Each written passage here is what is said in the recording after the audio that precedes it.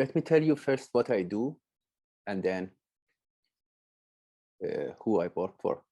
Uh, or I can say I work for myself, basically, and for people. Uh, I make art, which is originally fulfilling a very personal need to create. It is something that is meaningful to me personally. So in that sense, I'm making art for myself in the first place. It's my passion. What is it that I do? I like in general art, but I'm a painter and an illustrator.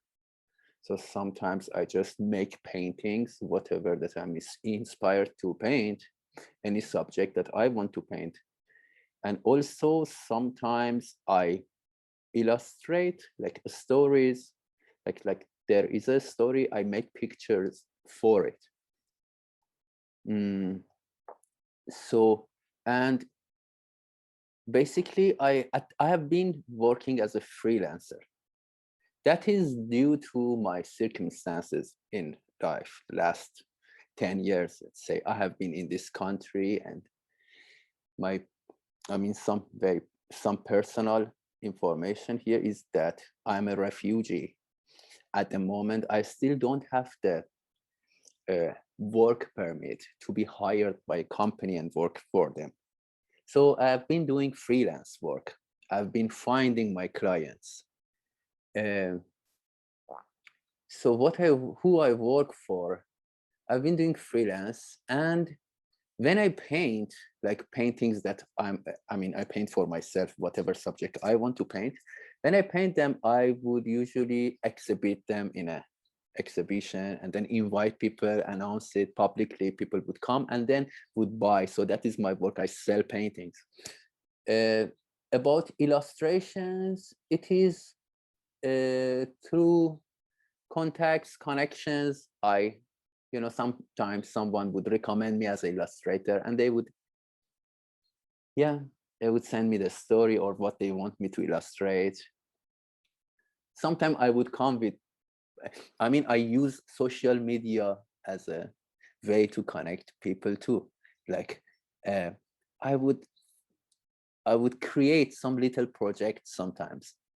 I would suggest that, hey, out there, those, to my followers, let's say, or friends on Facebook, followers on Instagram, I can tell them, hey, I'm doing these paintings or these works.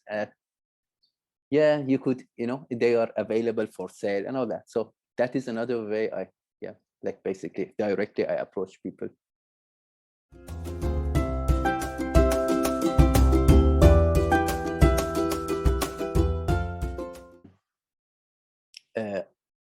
Okay, I think it is something that it's a passion. We don't know why. Sometimes, we like a certain sport and we grow up really, becoming good at it, or we pursue it. And then, so it is partially, big part of it, of course, is because my father was a painter. When I was a kid, he was painting, his studio was at home. So I could see him as I was growing up. I was like 3-year-old, and I could, as long as I could, see things, understand what is going on, what are they doing. I could see my father was sitting there painting most of the time during the day. So that was his job. So I watched him and I learned from him. But then beside that, which is like a lucky circumstance to have, to have that chance to learn painting at that early age from my father. Beside that, I could say that also personally, I do care for painting, for art. Let's say for visual things, or in art in general, those things that satisfy our soul, let's say our human soul, right? Those things that we get engaged with through our senses, like painting or drawing is like, I love paying attention even as a kid. So that thing, I don't know, it is in me. Even I'm sure I would be kind of, even if my father wasn't painting, wasn't working as a painter in those years, I can say I would still have this passion for creative things and art. I can a bit expand on that, because that was the where when I found the passion, I recognized the passion being there, and the starting point was there. My father was there, but then slowly, so then I started very early, and then by the time I was 10-year old, I was quite good at drawing cartoons and all that. And when I was 13-year old, I got a job at a TV station as an animator, 2D animator, two-dimensional, like frame by frame. We would draw characters, like 2D animation, like, you know, the classic cell animation, you call it, frame by frame. You would draw um, on um, on paper, and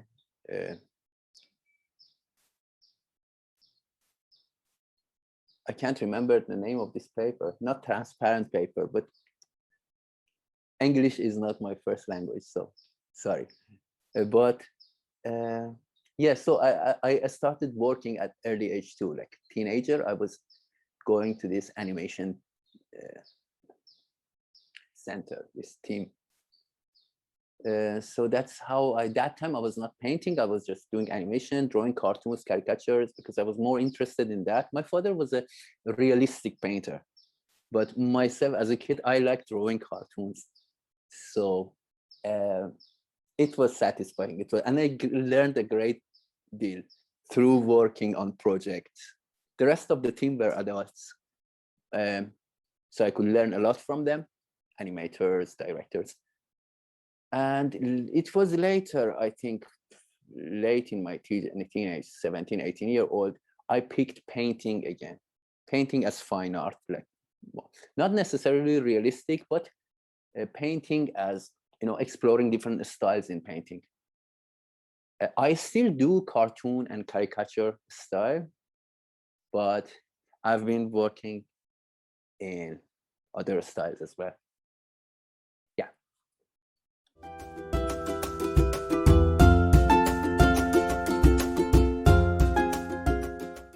I did not have a formal education in art.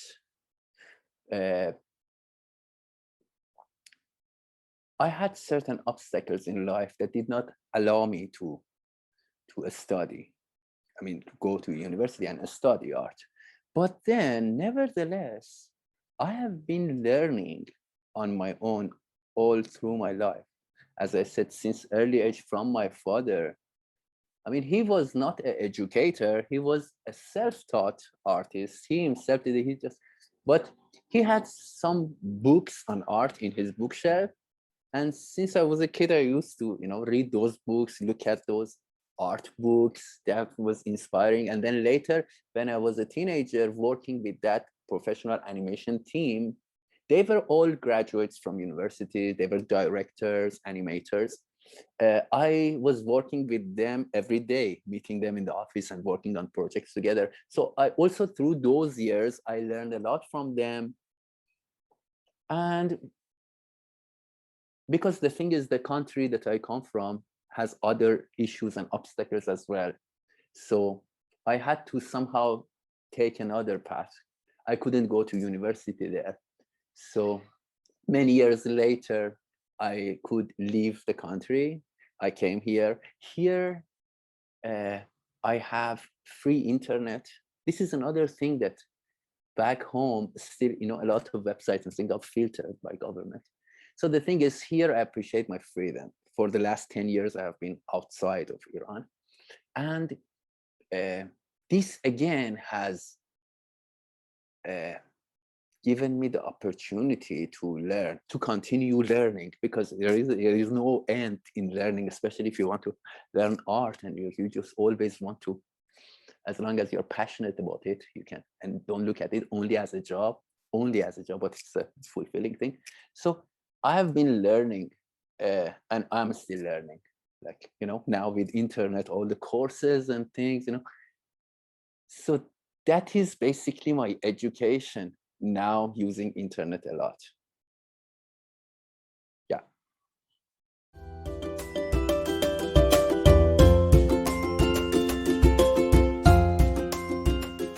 Reasons why we do a job is basically to pay the bills, to be able to earn yeah, a living.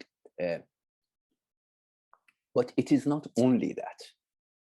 Still, it is fulfilling a, a, a deep need in me. So yeah, it is good. Yeah, but yeah, it's just that it is that aspect of it now as well. So which makes me, you know, which pushes me to work more, to be looking for a job, to get better and all that, to promote myself, which is not a bad thing.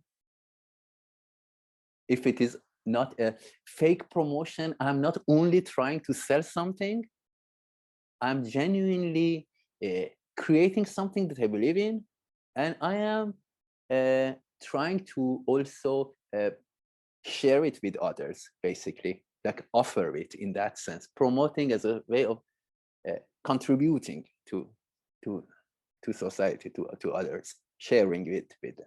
Yeah.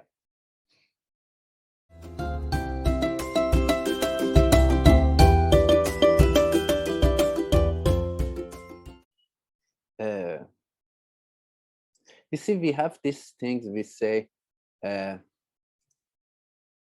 you know, the typical artist. We hear that, like, oh, that person, oh, they're artists. They would, you know, go to sleep very late, wake up very late, and they don't need to, you know, or they just can't be so disciplined and all that, right? Which is basically a kind of culture. I don't know why this was created for a long time. This perception, but I think that is not really true. I think all serious artists are quite disciplined. It is a very serious thing for them, and from outside it might seem like fun, maybe because art is something that usually we would do out as a hobby at our spare time, but for artists it is their profession. They should, I'm not saying every artist do that, maybe many of them might make this mistake, as I used to do, but yeah, it is like other jobs, how a baker have to wake up early in the morning and, you know, prepare the material and make the dough and the bread like that, and work every day on a daily basis, every day. So serious artists as well, they wake up, go into the studio in the morning, and maybe, of course, the time it is, the flexibility is more like because they are working on their own. And it is not really unhealthy to have, for you to have your own sleeping pattern and hours, as long as you get enough sleep, and the way it works for you, as long as you're productive and you're doing your thing. So maybe that's why, yeah, the only difference in lifestyle, being an artist. So I have some, you know, freedom there. I mean, I can, quite flexible, I can, but still, yeah, I think then art, just like any other job, how it affects my lifestyle in two ways. One is that since it is a job, since it is serious for me, it demands me to be more disciplined, to give it the time that it needs. That's one thing. Second thing, I believe art is something that is very healthy for our soul, for our mind. It is great in that sense. It is almost like a guiding light always. Just the activity itself now as a job, like being an artist, right? Deal, you know, how to say, thinking about these matters. It's a problem solving, but the kind of problems that you're solving, you relate to them really with your senses and all that. So I think it is guiding. It is good. Sometimes, you know, through, I mean, the gift that this activity brings to you on a day-to-day basis. Sometimes you might be, you know, having to deal with, how to say, um, maybe sometime your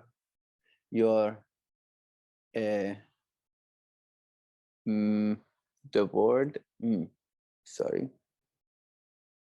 some challenges. So let's say there's challenging times, you feel like lost, then art can kind of, like a guiding light, as I said, can show you the way, and in that sense form your way of living, and kind of guide you, keep you there, which I've been also blessed by that. It has been helping me, just this art, this activity. Yeah.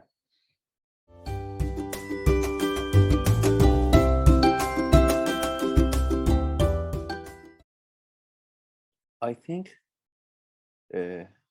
what I think would be important in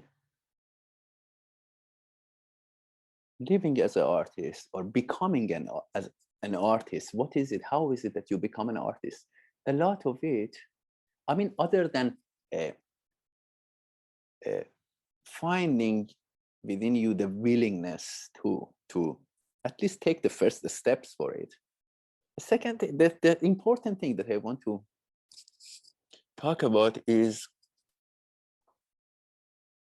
to keep your eyes open to learn, to absorb. So you see, we have that art is like, oh, okay, you need your quiet space, you need to concentrate on what you're doing, you need solitude, you need to basically, just focus on your, and then enjoy what you're doing. Yes, true, but at the same time, it is like, you see, you cannot be an artist if you are isolated. Though it is a very personal activity, right? It is like not a paradox, it is the dialectic of being an artist. You have to be totally yourself as an individual and acknowledge that you, first and foremost, you're an individual. You ought to be truthful to your own experience in being an artist. But then at the same time, there is this thing that I'm talking about, which is that I want to talk about, which is to be open to keep learning, because being an artist means more than anything else, maybe being a scientist too. It would mean that you are part of a whole. So you need to learn about what has been before you and what is, like studying in that sense. I think studying is very important in art. Like really knowing what is, what other artists are doing, what other artists were doing in the past, what is art. And I think it is like, it's like science in that sense. It is more, the more you learn, the more, it keeps you inspired and gives you, so and you find, I think you find your true identity too through doing that. What is your true identity? It is that you are not isolated. You are connected to other people, other artists that came before you.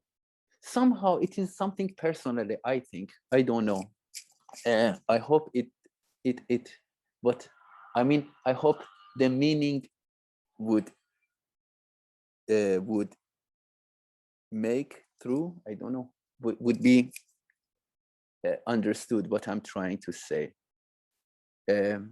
I think without sounding arrogant, I think this about artists in general.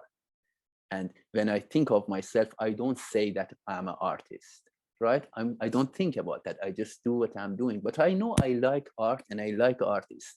Maybe that's why I'm doing what I'm doing, because I was fascinated with artists and these people, I mean, and what they do, because people do different things. But artists, I really respect them. I like them, simple as that. Like scientists, I respect them too. So the thing is, uh, what I want to say is that I think artists are like the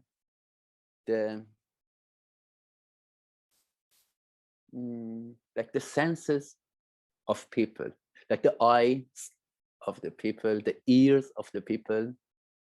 Like through them, human beings can hear more, can see more, can feel more. So it's like like those, what you call it, those organs. And their, I think the true meaning of their, why artists are there, I think it is because of the contribution they would have. So in that sense, you're not isolated. It is important to feel connected to all the other artists that have been there throughout history and what they have done in different times, different centuries, you know, the role they played. So in that sense, you would not feel isolated. It gives meaning to your existence. And that is very important to being an artist and continuing to be artist, because there might be other, like an artist might not at this, I mean, some artists, yeah, they become famous and they make a lot of money, but life could be hard for some artists because, right, they are not just trying to sell a product, and it's not a business only for them. So, but it is good to know, to find what you're doing meaningful. And I think that is one of the places where we find meaning. And so that would be my tip to those who want to become an artist, uh, to learn about other artists, to keep connected, to keep the connection with others. They find it's refreshing. They find their own identity better. It becomes clearer who they are and what is it that they do.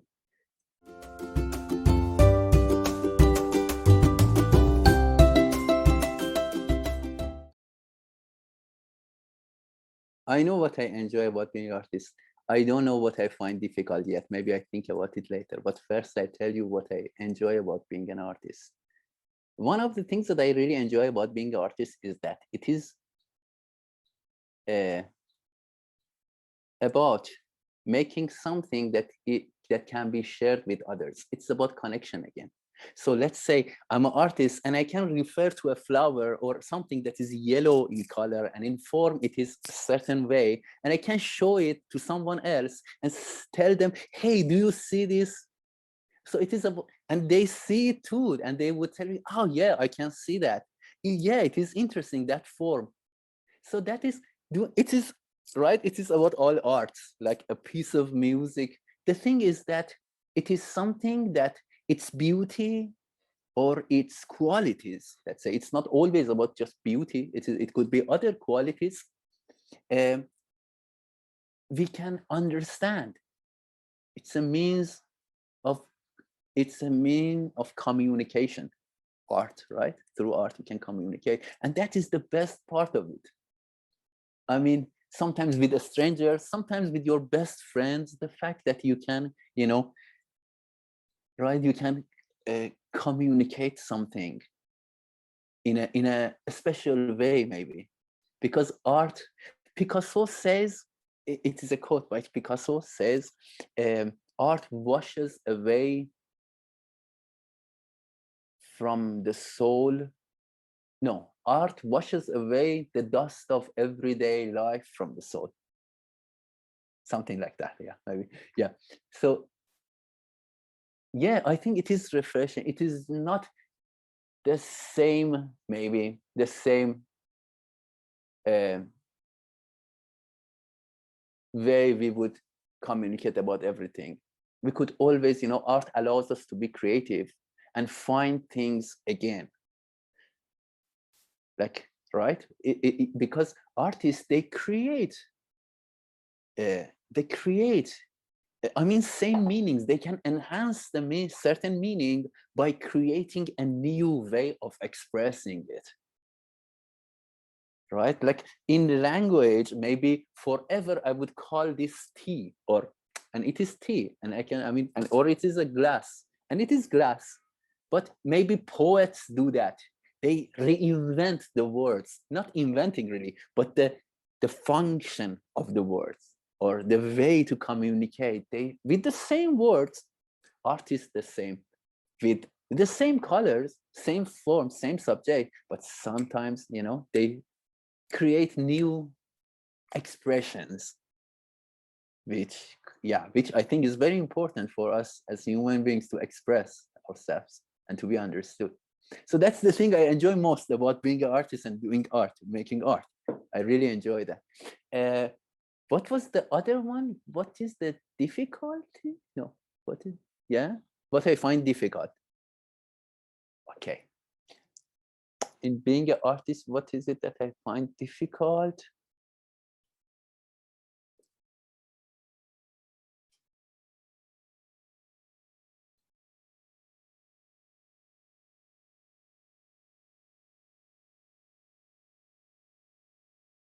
What I find difficult, maybe it is, I try to explain it. It is, it might be a bit difficult for me even to, because it is a difficult thing. When I am not understood, not only the work that I make, but also the passion I would have for art. I mean, it depends, right? I mean, it depends. There are, you know, there, not everywhere in the world now with all the, you know, difficulties, obstacles. Sometimes it is not, you know, sometimes the space to explore art and to appreciate art, the space is not, you know, granted. Sometimes it is not provided. So that is very difficult. Also, the space to understand art. Understanding art means what? Means education. Like there was this whole new style in painting, like kind of early 20th century, where painters painting more abstract and more expressionist paintings, not just only realism and all that. And like a funny thing is Hitler, the dictator, right? Hitler hated those arts and he couldn't, you know, there were all this great art that were all destroyed and all that because the understanding of which was lacking. So still this thing is quite difficult. I mean, but it is okay. I think uh, we need more education, I think. We need more education about art. That is the only thing that is difficult.